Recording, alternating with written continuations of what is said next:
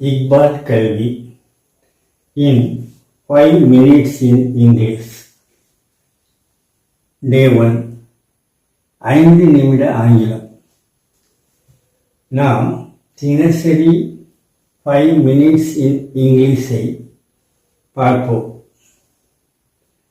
இன்றைக்கு ஒரு சென்டென்ஸை எப்படி இரண்டாக பிரிப்பது, இரண்டையும் சேர்த்து ஒன்றாக எப்படி பார்ப்பது என்பதை பற்றி நாம் இப்போது கவனிப்போம். A man, ஒரு மனிதன். I saw, நான் பார்த்தேன். In the bus stand, bus ஸ்டாண்டில். இதை ஒரே சென்டென்ஸாக ஆக்க வேண்டும் என்றால், நான் ஒரு மனிதனை பஸ் ஸ்டாண்டில் பார்த்தேன். I saw a man in the bus stand. I saw a man in the bus stand. A man I saw in the bus stand is coming to see you. அவர் உன்னை பார்க்க வருகிறார். He is coming to see you. அவர் உன்னை பார்க்க வருகிறார். இப்போது இது ரெண்டு சென்டென்ஸாக இருக்கிறது. சற்று மாறி இருக்கிறது.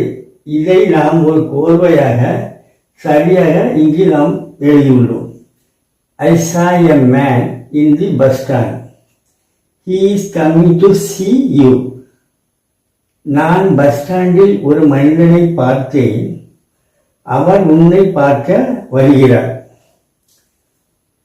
இதை ஒரே கோர்வையாக ஒரே சென்டென்ஸாக பஸ் ஸ்டாண்டில் நான் பார்த்த ஒரு மனிதர் உன்னை பார்க்க வருகிறார் என்பதை எப்படி எழுத வேண்டும் என்றால், A man I saw in the bus stand is coming to see you.